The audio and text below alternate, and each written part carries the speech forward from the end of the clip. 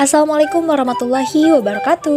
Halo teman-teman semua, pada video kali ini kami dari kelompok 13 akan mempersembahkan hasil analisis kami terkait film Dua Garis Biru yang akan dikaitkan dengan perspektif psikologi komunikasi guna memenuhi salah satu tugas mata kuliah psikologi komunikasi. Teman-teman, di video kali ini kita akan membahas salah satu film yang menarik nih dan cukup ramai diperbincangkan di kalangan netizen pada masanya. Film ini berjudul Dua Garis Biru yang disutradarai oleh Ginatri S. Nur, sekaligus diangkat dari novel karyanya beliau yang diterbitkan pada 12 Juni tahun 2019.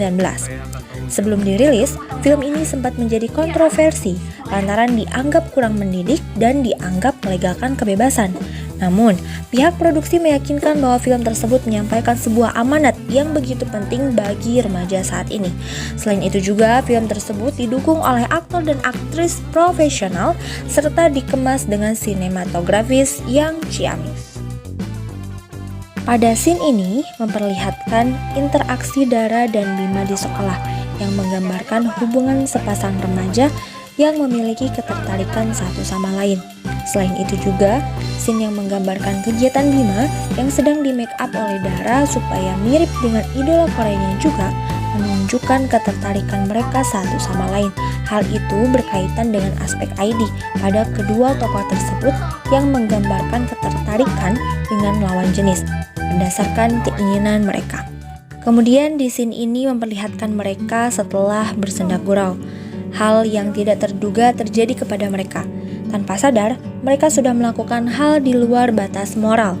Aspek ini tentunya memenuhi validasi atas ID mereka, yang mana telah terjadi kontak fisik, kemudian melakukan sesuatu tanpa berpikir panjang, sehingga tidak bisa membedakan benar atau salah tindakan yang dilakukan serta hanya memenuhi hasrat yang tidak masuk akal saja.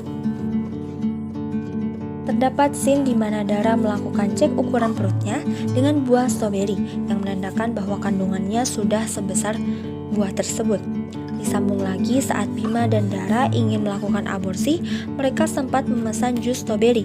Kemudian saat melihat buah stroberi tersebut di blender, Dara membayangkan bahwa hal itulah merupakan janin yang ada di dalam kandungannya jika nanti melakukan aborsi. Dara dan Bima pun akhirnya membatalkan niat mereka untuk melakukan aborsi. Scene tersebut menggambarkan bahwa terdapat aspek ego pada kedua tokoh tersebut. Mereka membatasi ID mereka dan berusaha melihat realitas dengan mempertimbangkan resiko dan berusaha menahan diri untuk tidak melakukan tindakan yang salah. Dalam aspek superego, ideal, etika, norma, dasar-dasar Al-Quran yang memenuhi kedua tokoh tersebut adalah yang pertama, setelah melakukan perbuatan terlarang tersebut, mereka termenung dan sama-sama berpikir.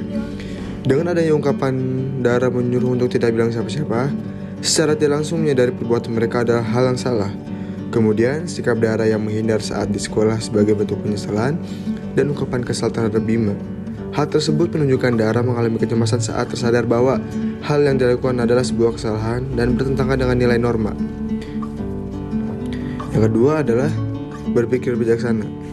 Pada adegan permintaan maaf Bima karena sudah menghindar dan meninggalkan Dara lantaran belum bisa menerima kenyataan kalau Dara hamil, Bima datang ke rumah Dara setelah dinasihati ayahnya.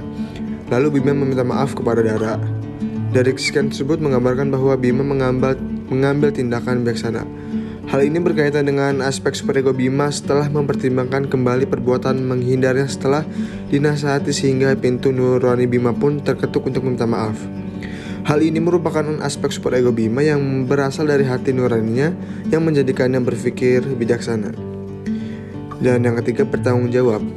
Sekian Bima bertanggung jawab dengan membawa keluarganya datang ke rumah Dara yang berniat untuk melamar dan menikahi Dara, memenuhi segala kebutuhan hidup Dara dan cara bekerja di restoran milik ayah Dara. Tindakan tersebut merupakan bentuk sikap tanggung jawab Bima terhadap perbuatannya.